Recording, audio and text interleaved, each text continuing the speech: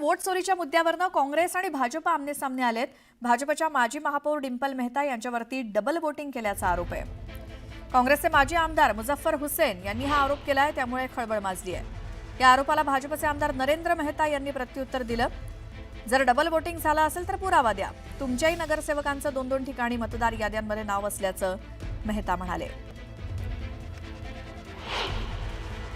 डिंपल मेहतानी एकाच ठिकाणी मतदान केले, 2 ठिकाणी केले, त्यांनी दाखवावं। एक तर हे आरोप चुकीचं आहे, मी त्याचं खंडन करतो। एक, डिंपल मेहता लग्नाचं अगोदर 145 मध्ये होती, आता 146 मध्ये त्याचं नाव दोन्ही ठिकाणी कसं आहे, टेक्निकल एरर होऊ शकतो, त्यांनी ते शोधावं।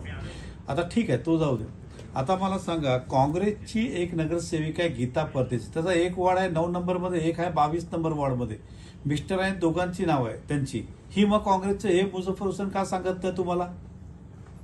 कारण ते महाचोर आहे, त्यांची जागा फक्त नया नगर निवडून कारण अशा प्रकारचे घोटाळे केले।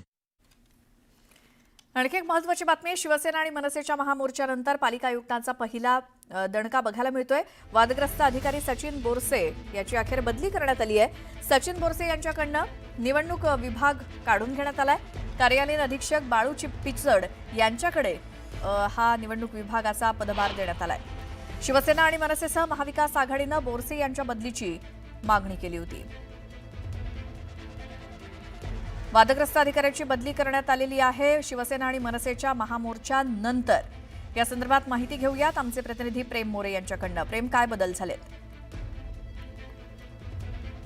नक्कीच नगरपालिकेतील निवडणूक अधिकारी सचिन बोरसे यांची जे आहे ते आता आयुक्तांनी तडकाफडकी बदली केलेली आहे। कुठेतरी या अधिकाऱ्यांवर जे आहे मोठ्या प्रमाणात मनसे आणि ठाकरे गटाच्या शिवसेनेचा आक्षेप घेतला होता। ह्या आधी सुद्धा ह्या अधिकाऱ्यांचा अतिक्रमण विभाग ज्यावेळेस चार्ज होता त्या सुद्धा वेळेस सुद्धा वारंवार जे आहे मनसेने अधिकाऱ्यांच्या कामाबाबत शंका उपस्थित केली होती आणि त्यानंतर आता कुठेतरी हा जो मनसेचा आणि शिवसेनेचा धडक मोर्चा ठाणे महापालिका मुख्यालयावर निघाला होता, विरोधकाचे सर्वपक्षीय नेते होते, त्यांच्या मोर्चानंतर हा खरं तर मनसेचा इम्पॅक्ट म्हणावा लागेल।